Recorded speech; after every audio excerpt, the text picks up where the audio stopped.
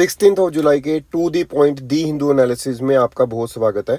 आज हम important news और एडिटोरियल डिस्कस करेंगे। आज की जो पहली न्यूज़ है वो रिलेटेड टू श्रीलंका है। हमने कल भी जो पहली न्यूज़ की थी it was related to Sri Lanka. देखिए, इन डेवलपमेंट्स को थोड़ा बहुत देखना पड़ता है अगर हम न्यूज़पेपर को पढ़ रहे हैं। तो this development is related to GS2 और ये इंटरनेशनल अफेयर्स का पार्ट बन जाता है। और इसमें लिखा गया है कि जो गोताबाया थे उन्होंने तो क्विट कर दिया, हमने कल भी देखा था। और उनके क्विट के बाद में, मतलब उनके छोड़ने के बाद में जब वो सिंगापुर भाग गए, उसके बाद में जो एक्टिंग प्रेसिडेंट है वो रनील विक्रमसिंघे हैं, जो वो एक एक्टिंग प्रेसिडेंट का यहाँ पे काम करेंगे। तो अभी जब हम बात कर रहे थे कि रनील विक्रमसिंघे हैं जो वो एक्टिव प्रेसिडेंट यहाँ पे बनेंगे, तो वो कहते हैं कि I hope to complete the process of electing a new president within 7 days। ठीक है, तो क्या है कि जो पार्लियामेंट है उनका, जो पार्लियामेंट्री कमेटी है या फिर जो अपना जो पार्लियामेंट है ना, वो प्रिपेयर है कि हमने एक नया प्रेसिडेंट इलेक्ट करना है, लेकिन उसके लिए ऑब्वियसली उनको थोड़ा टाइम चाहिए, तो वो विद इन 7 days उसको इलेक्ट कर लेंगे। और उस टाइम पीरियड तक, ये 7 दिनों तक जो इंटरिम प्रेसिडेंट है वो कौन रहेंगे, यहाँ पे रनील विक्रमसिंघे रहेंगे। सो श्रीलंका को बहुत ही अर्जेंटली नीड भी है प्रेसिडेंट की और एक अच्छी गवर्नमेंट की जो कि एड्रेस कर सके, जो कि इकोनॉमिक क्राइसिस है या फिर डिसरप्टेड सप्लाई ऑफ एसेंशियल्स है, फ्यूल, फूड और मेडिसिन, इन सारी चीज़ों को एक अच्छे वे से हैंडल कर सके। नंबर 2 जो आज की न्यूज़ है, ये एक रैंकिंग है। रैंकिंग क्या है? ये नेशनल ये इंस्टीट्यूशनल रैंकिंग फ्रेमवर्क 2022 NIRF। देखिए, सबसे पहला क्वेश्चन तो हमें यही पता होना चाहिए या फिर पूछ सकते हैं कि जो NIRF है ना, जो NIRF है उसको करता कौन है। तो आपने याद रखना है, मिनिस्ट्री ऑफ एजुकेशन का नाम आप यहाँ पे याद रखोगे। So ministry of education is related to NIRF। और NIRF में अगर हम बात करें तो टॉप का जो इंस्टीट्यूशन है ना, अगर मैं इंस्टीट्यूशन की बात करूं तो उसमें नंबर 1 पे IIT मद्रास है, और नंबर 2 पे IIS Bengaluru, IIT Bombay, IIT Delhi 4 पे, और नंबर 5 पे IIT कानपुर, नंबर 6 खड़गपुर और सो ऑन। ठीक है, तो ये कुछ इंस्टीट्यूट्स की यहाँ पे बात की जा रही है।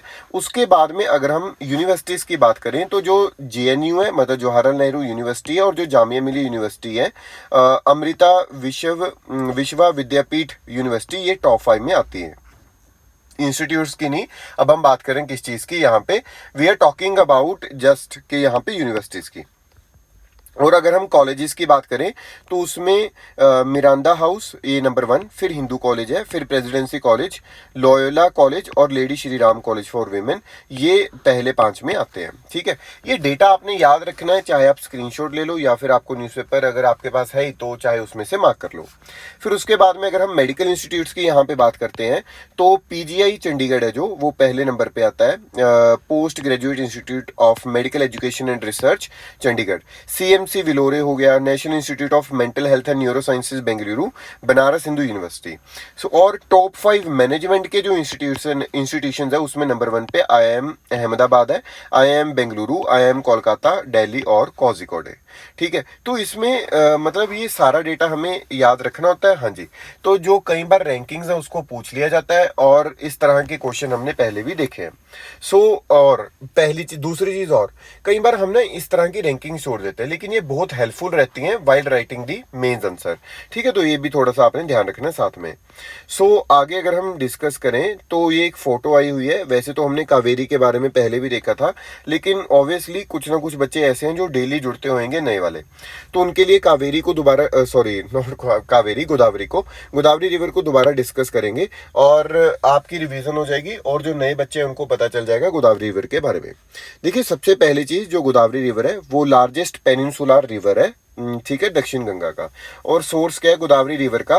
त्रिंबकेश्वर नियर नासिक इन महाराष्ट्र। ठीक है, और ड्रेनेज बेसिन क्या है? ये महाराष्ट्र, तेलंगाना। ये सबसे इंपॉर्टेंट क्वेश्चन हो जाता है कई बार क्या काफी बार देखने को मिला है कि ये क्वेश्चन है जो वो UPSC ने पूछा है। तो यहाँ पे अगर हम बात करते हैं, महाराष्ट्र है और महाराष्ट्र के बाद में तेलंगाना, आंध्रा, छत्तीसगढ़, उड़ीसा और कुछ पार्ट्स हो गए मध्य प्रदेश के, कर्नाटका और union territory of Puducherry. Tributaries की अगर हम यहाँ पे बात करते हैं, प्रवरा, पूर्णा, मांजरा, पेन गंगा, वारधा, वेन गंगा, प्रणहिता, ठीक है, और Indravati, Maner and Sabari. Combined flow of Wainganga, Penganga, Wardha, ठीक है, ये कुछ इन्होंने लिखा हुआ है। अब कल्चरल सिग्निफिकेंस क्या रहता है गोदावरी का, तो यहाँ पे अगर हम देखें कल्चरल सिग्निफिकेंस बहुत अच्छे लेवल का रहता है। कुंभ मेला है जो वो on the banks of Godavari river Nashik पे होता है। और अगर हम बात करते हैं शिप्रा रिवर पे भी होता है जो कि उज्जैन में है। और गैंगिस आपको पता ही है, गंगा रिवर हरिद्वार। और कन्फ्लुएंस ऑफ गंगा, यमुना और माइथिकल सरस्वती रिवर प्रयाग। और ये जो गोदावरी रिवर डिस्प्यूट है ये आपको देखने को मिलेगा आंध्र प्रदेश, मध्य प्रदेश, छत्तीसगढ़, उड़ीसा और कर्नाटका के बीच में। ये बहुत इंपॉर्टेंट क्वेश्चन है। कई बार आपका ये क्वेश्चन इस तरह के आपको स्टेट सर्विसेज में पूछे जाते हैं। ट्रिब्यूटरीज के क्वेश्चन, उसके ओरिजिन के क्वेश्चन, उसके बेसिन के क्वेश्चन कई बार हमने यूपीएससी में देखने को हमें मिलते हैं। ठीक है, तो ये चीज आपको समझ में आई होगी। और इसी से रिलेटेड आज आपने पहले क्वेश्चन का आंसर देना है और उसका आंसर आपको एंड में मिल भी जाएगा। और इसका क्वेश्चन, चलो आप आज आंसर दीजिए, फिर देखते हैं उसका आंसर किस तरह से देना है ना, कमेंट सेक्शन में मैं दे दूंगा। When you travel in Himalayas you will see the following: deep gorges, U turn river courses, parallel mountain ranges, steep gradients causing land sliding. तो ये चीज आपने बतानी है कि कौन सी चीज आप एविडेंस करोगे जब आप हिमालयस में घूमने के लिए जा रहे हो और कौन सी चीज नहीं करोगे। तो इसमें से ए, बी, सी और डी ऑप्शन में से एक बताना है। ठीक है, आपको एंड में आंसर मिल जाएगा या कमेंट सेक्शन में मिल जाएगा, लेकिन आपने पहले बता देना है। चलिए नेक्स्ट चीज की तरफ चलते हैं। जो नेक्स्ट है वही जो ऊपर वाली हमने न्यूज की थी उसकी कंटिन्यूटी में यहाँ पे लिखा हुआ था कि जो जामिया मिलिया इस्लामिया है उसने अपना जो रैंक है यूनिवर्सिटी ने इम्प्रूव किया फ्रॉम दी 6th स्पोर्ट, ठीक है, लास्ट ईयर टू दी, मतलब लास्ट ईयर वो 6th पे थे लेकिन अभी 3rd जो स्पोर्ट है वो यहाँ पे पहुंचे हैं। और अगर हम यहाँ पे बात करें जो जेएनयू है, उन्होंने जो जेएनयू यूनिवर्सिटी है उसने 2nd पोजीशन को रिटेन किया है, लेकिन जो डीयू है वो एक पोजीशन नीचे चला गया है। ठीक है, तो ये कुछ रैंकिंग्स है, बस ये आपने कुछ थोड़ा बहुत डेटा जो है वो याद रखना है। चलिए नेक्स्ट न्यूज़ की बात करते हैं। जो नेक्स्ट न्यूज़ आज हमने डिस्कस करनी है this is related to monkeypox, है ना। तो मंकी पॉक्स के बारे में मैंने आपको पहले भी एक कंप्लीट इन्फॉर्मेशन दी थी, तो उसमें आपने बताना है मंकी पॉक्स के बारे में कि हमने वहाँ पे डिस्कस किया था कि जो मंकी पॉक्स है कल ही, मुझे लगता है कल ही डिस्कस किया है मंकी पॉक्स के बारे में। तो अगर किसी को नहीं पता मंकी पॉक्स के बारे में तो आप कल वाली वीडियो प्लीज जाके देख सकते हैं। अदरवाइज अगर ये कल दोबारा आएगा संडे के न्यूज़पेपर में मंडे के, तो मैं दोबारा कवर कर दूंगा। ठीक है, तो अगर किसी को नहीं पता मंकी पॉक्स के बारे में तो प्लीज कल वाली वीडियो आप जाके देखिए ताकि वो जो चीज है प्रीलिम्स के लिए आपकी क्लियर हो जाए। चलिए नेक्स्ट न्यूज़ की बात करते हैं। देखिए यहाँ पे जो चीज़ हमने कल भी आई थिंक डिस्कस की थी और आपको याद भी होगा, डेफिसिट डाउट्स के बारे में। देखिए डेफिसिट डाउट्स में हमने बात की थी करंट अकाउंट डेफिसिट की और फिस्कल डेफिसिट की। ठीक है, तो उसी चीज़ के बारे में दोबारा से यहाँ पे दिया हुआ है। और इस टॉपिक में करंट अकाउंट डेफिसिट, मतलब हमने कल इसको डिस्कस में मतलब डिटेल में डिस्कस किया था। कैपिटल अकाउंट क्या होता है, करंट अकाउंट क्या होता है ना, और दोनों के बीच का डिफरेंस देखने के बाद में हमने देखा करंट अकाउंट डेफिसिट के बारे में। Moreover, I have also provided you some brief kind of example for the fiscal deficit also. So fiscal deficit में क्या था कि जो गवर्नमेंट है जो वो बोरोइंग करती है, जब उसका रेवेन्यू कम है, एक्सपेंडिचर ज़्यादा है और उसके बाद में बोरोइंग करती है तो हम उसको फिस्कल डेफिसिट में लेकर आते हैं। करंट अकाउंट डेफिसिट में हमने देखा था कि जब हमारी जो ट्रेड है, मतलब जो अगर बैलेंस ऑफ ट्रेड डेफिसिट में हो और बैलेंस ऑफ इनविजिबल भी डेफिसिट में हो तो करंट अकाउंट डेफिसिट हमें देखने को मिलता है। तो ये दोनों है जो वो हमें देखने को मिल रहे हैं। और डेफिसिट डाउट्स के बीच में इन्होंने लिखा हुआ है कि किस तरह से हम रुपीस को बचाने की कोशिश कर रहे हैं। आपने इस चीज को समझना है। करंट अकाउंट डेफिसिट के साथ साथ में और फिस्कल डेफिसिट के साथ साथ में यहाँ पे लिखा हुआ है। देखिए कल मैंने आपको बताया था एक विजिबल वाला पार्ट और एक इनविजिबल वाला पार्ट रहता है। जो विजिबल वाला पार्ट है वो बैलेंस ऑफ ट्रेड के अंदर आता है और जो इनविजिबल वाला पार्ट है उसमें हमारी सर्विसेज हो गई, उसमें हमारी रेमिटेंसीज हो गए, डिविडेंड्स हो गए, इंटरेस्ट हो गया, ये सारी चीजें आती थी इनविजिबल में। तो जब हम बात कर रहे हैं विजिबल की, बैलेंस ऑफ ट्रेड की, तो अगर ये बहुत ही ज़्यादा डेफिसिट में है और ये हमारा सरप्लस में रहता है मैक्सिमम टाइम, लेकिन कई बार इसको ये फुलफिल नहीं कर पाता तो करंट अकाउंट डेफिसिट में चला जाता है, बिकॉज जब हमारा इंपोर्ट बहुत ज़्यादा महंगा हो जाए। और आपको पता है कि आज की डेट में जो इंपोर्ट है वो बहुत महंगा हो चुका है। क्यों महंगा हो चुका है? क्योंकि $1 जब 60 रुपीज़ का था, आज की डेट में $1 80 रुपीज़ का हो चुका है। मतलब सेम चीज़ को खरीदने के लिए उसका प्राइस चाहे बढ़े चाहे ना बढ़े, है ना। चाहे एक कोई चीज़ थी, ABC प्रोडक्ट था, उसका प्राइस था $1, राइट। तो अभी पहले हमें 60 रुपीज़ पे करने पड़ते थे इंडिया को उस चीज़ को लेने के लिए, लेकिन अभी कितने पे करने पड़ेंगे? 80 रुपीज़। तो जो 80 रुपीज़ हम पे कर रहे हैं, तो मतलब क्या है, जो $1 है वो और भी ज़्यादा क्या है, महंगा, और उससे इम्पोर्ट जो है वो और भी महंगा होता हमें दिखाई दे रहा है। ठीक है, तो इसमें तो यही बताया गया है और कुछ खास नहीं बताया गया। और टाइम फॉर विजिलेंस में ये सेम चीज़ जो केरला में हमने डिस्कस की थी कल के न्यूज़पेपर में कि मंकी पॉक्स के बारे में। ठीक है, तो मंकी पॉक्स की जो न्यूज़ है आप पढ़ सकते हो वहाँ से। नेक्स्ट जो न्यूज़ है वो है हेट स्पीच के रिगार्डिंग। ठीक है, तो हेट स्पीच का जो एडिटोरियल है उसको ध्यान से अब हम समझेंगे। ये जो एडिटोरियल है ये GS2 से रिलेटेड है, बट ये जो हेट स्पीच वाला एडिटोरियल है ये हर एक चीज़ को इम्पैक्ट कर सकता है, क्योंकि जब आपकी बोलने की ही क्षमता वहाँ पे उन्होंने रोक दी या फिर आपको चुप करवा दिया तो आप कुछ नहीं कर सकते, है ना। तो उसमें अगर हम इंट्रोडक्शन का पार्ट देखें तो उन्होंने देखा कि यहाँ पे बोला गया कि सुप्रीम कोर्ट की जजमेंट आई और उन्होंने काफ़ी ज़्यादा, मतलब एक बोल सकते हैं कि होता ना कि भी सुप्रीम कोर्ट ने बड़ा हार्ड हैंडली पेश आए किसके साथ में, नुपुर शर्मा जो कि बीजेपी एक्स स्पोक्स पर्सन है। उन्होंने बोला कि यार आपने किस तरह से ये चीज़ बोली और उसके बाद में ये जो सिचुएशन है वो वर्स होनी स्टार्ट हो गई। ठीक है, तो उनको बहुत ही ज़्यादा उन्होंने बोला, सुप्रीम कोर्ट में बोला। अब सुप्रीम कोर्ट के बोलने के बाद में भी यहाँ पे देखने को क्या मिला कि सुप्रीम कोर्ट के जजेस के खिलाफ ही हेट स्पीच हमें देखने को मिली। तो ये जो क्रिटिसिज्म था delivered from the bench for the first time showed कि कुछ जजेस में अभी भी वो कहते वो स्पीकिंग पावर है और उनके पास स्पाइन है ना। नहीं तो कई बार हमने जजमेंट देखी वो कहते हैं कि बहुत ही ज़्यादा बायस्ड जजमेंट्स हमें देखने को मिलती हैं। ये भी चीज़ नहीं कहनी चाहिए इनको, लेकिन ठीक है अगर लिखा हुआ है यहाँ पे। फिर दूसरी चीज़ अगर हम यहाँ पे देखें तो वो कहते हैं कि जब गवर्नमेंट इंटरफेयर, मतलब उस टाइम पे ये बोले जब गवर्नमेंट बहुत ज़्यादा इंटरफेयर कर रही है जुडिशरी के साथ में। मोर ओवर अगर हम यहाँ पे वो कहते बात करते हैं तो जो कॉन्फिडेंस है ऑफ जजेस का या फिर किसी और लोगों का, इससे जो है वो थोड़ा बहुत और भी इंक्रीज होगा जब ये इस तरह का चीज़ आती है। लेकिन क्वेश्चन ये है कि जब ये डेमोक्रेटिक माइंडेड इंडिविजुअल उनके खिलाफ बोल रहे थे तो ट्विटर पे या फिर किसी और प्लेटफॉर्म पे, सोशल मीडिया प्लेटफॉर्म पे कुछ इस तरह के लोग हैं जो कि उनके खिलाफ में एक कैंपेन चलाते हैं जिसमें हैशटैग ये, हैशटैग वो, हैशटैग ये, है ना, कि हैशटैग सुप्रीम कोर्ट बिक गया या फिर कुछ इस तरह की जो चीज़ें हैं वो यहाँ पे चलाई जाती हैं। तो ये जो हैशटैग वाली चीज़ें हैं उसके लिए यहाँ पे लिखा हुआ है कि ये किस तरह से बढ़ी। 2000s में ये जो नेटवर्क है वो बढ़ने स्टार्ट होते हैं और कुछ वेबसाइट्स हैं जो कि कॉन्स्टेंटली क्या करती हैं, हेट ट्वीट्स करती हैं और जर्नलिस्ट को भी बहुत नीचा दिखाने की कोशिश करते हैं जब भी कोई जर्नलिस्ट उनके हक की बात नहीं करता, है ना। वो आप ये मान के चलो कि वो अपने यहाँ पे ये भी लिखा हुआ है कि वो अपने पार्टी के लीडर को भी, कई बार ये होता है कि जो पार्टी मतलब पावर में है, देयर ओन पार्टी लीडर, उनको भी नहीं छोड़ते वो जो ट्रोल करने वाले हैं। अब ये नहीं पता कि वो ट्रोलर्स हैं जो वो एक तरह का मतलब कोई बॉट है या फिर कोई उन्होंने अलग से टीम बना रखी है कि मेनका गांधी जी ने एक हेल्पलाइन चलाई थी, आई एम ट्रोल्ड हेल्प, तो उनके खिलाफ भी वो उन्होंने जो ट्रोल है वो किया था।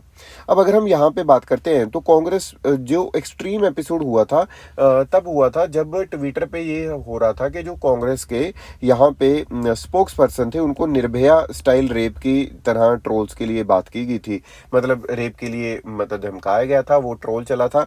उसके बाद में अगर हम कश्मीर की बात करें, है ना, वो जो सारी चीज़ें हैं वो सारी चीज़ें हमें यहाँ पे देखने को मिलती हैं। और जो जब गौरी लंकेश जो जर्नलिस्ट उनका मर्डर होता है तो उसी तरह से और जर्नलिस्ट को भी उसी तरह का मर्डर प्लान करने के लिए बोला जाता है कि आपका भी इस तरह से मर्डर हो जाएगा, आप भी अपने जो जर्नलिज्म है उसको सुधारो। मतलब सुधारो का मतलब कि उनकी लाइंस पे चलो फिर ठीक है, अदरवाइज वो खराब है। ठीक है, और ये जो रिपोर्ट्स हैं हम नहीं बोल रहे, मैं नहीं बोल रहा, और ये भी दी वायर ने भी यहाँ पे बोला कि 757 कुछ ट्विटर अकाउंट्स ऐसे हैं जो कि जुबैर है, जो बंदा मतलब जिसको पकड़ा गया है, उसके खिलाफ में काम कर रहे हैं, बहुत ही ज़्यादा मतलब हैशटैग्स को ऊपर लेके जा रहे हैं। और वायर ने ये भी कमेंट किया, एक चीज़ है हैंडलर है टेकफॉग, ये एक तरह का आप मान के चलिए एक सोफिस्टिकेटेड ऐप है जो कि ऑनलाइन ऑपरेटिव्स यूज़ करते हैं to hijack major social media और इंक्रिप्टेड मैसेजिंग। ठीक है, तो इस तरह से वो कहते हैं कि one of the hashtag amplified these operatives reached an audience of around 8 crore users. मतलब एक बार वो हैशटैग पावर में आ गया है ना, ट्रेंडिंग में आ गया, तो वो काफ़ी लोगों के पास जाता है और लोगों का जो परसेप्शन है वो बदलने में, ये फेक वीडियोज़ ये वो करने में ये कामयाब हो जाते हैं। सो इस तरह से उन्होंने बोला कि किस तरह से इस चीज़ को ठीक करना चाहिए। तो उन्होंने यहाँ पे यही बताया कि जो हेट स्पीच है, tweets are manufactured by factory of a political party that produces millions of the hate speeches. क्योंकि जब किसी के माइंड में वो चीज़ आगे भी जाएगी तो वो भी मुझे लगता है कि वो और भी ज़्यादा चीज़ों को कोशिश करने की मतलब ट्राई करने की कोशिश करेगा बंदा। सो यहाँ पे जो क्रिमिनल इन्वेस्टिगेशन है एक इंडिपेंडेंट एसआईटी से बिठानी चाहिए और प्रोसिक्यूशन फॉलो होनी चाहिए और hate speech manufacturing network must be crushed. This is vital for the democracy to survive for the judiciary not to be intimidated. ठीक है, तो ये चीज़ आपने यहाँ पे एक अच्छे वे से याद रखनी है प्रॉपर तरीके से। चलिए नेक्स्ट चीज़ की बात करते हैं, नेक्स्ट न्यूज़ की। नेक्स्ट न्यूज़ और क्या है, ban on dharnas in parliament pressing sets of a controversy.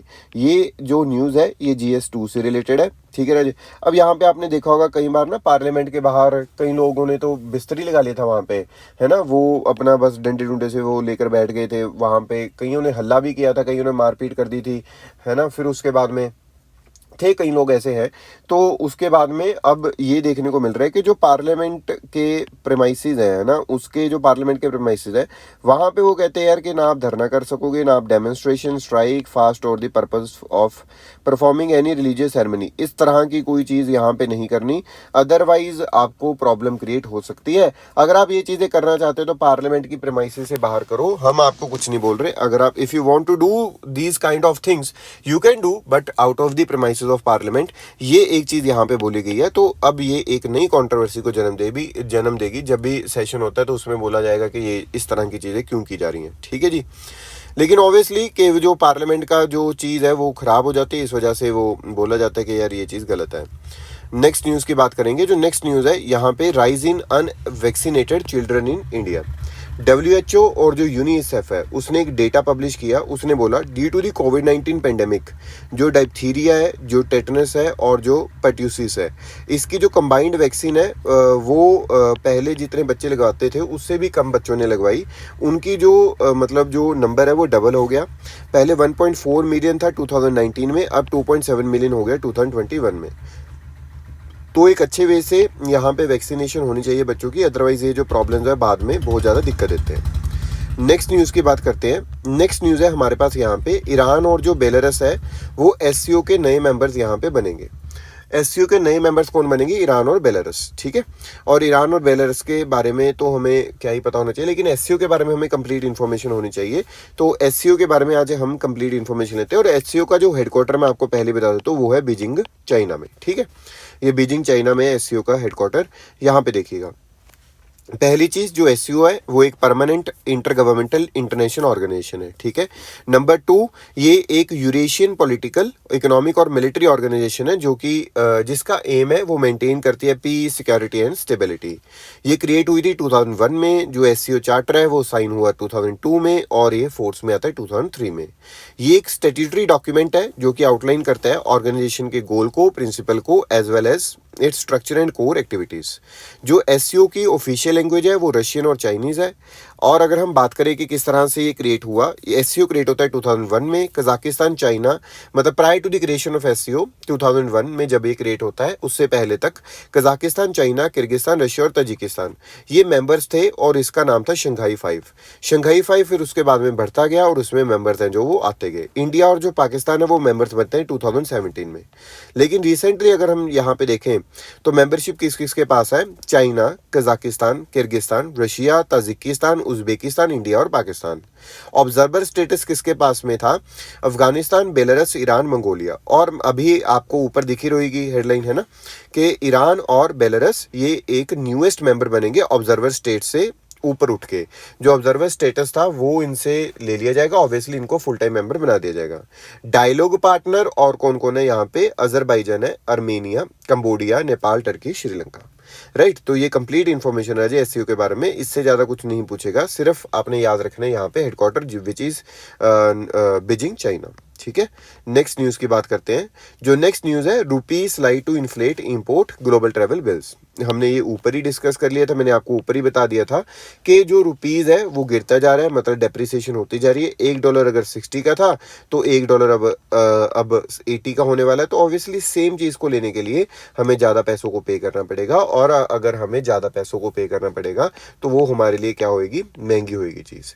तो यहाँ पे इन्फ्लेशन के होने के भी आसार रहते हैं ना। और याद रखना, जब जब जो रुपीज़ है वो डेप्रिशिएट होता है या फिर जो डॉलर है वो एप्रिशिएट होता है, तो हमें यही देखने को मिलता है कि हमारी कंट्री में इन्फ्लेशन हमें देखने को मिलती है प्रोडक्ट्स में।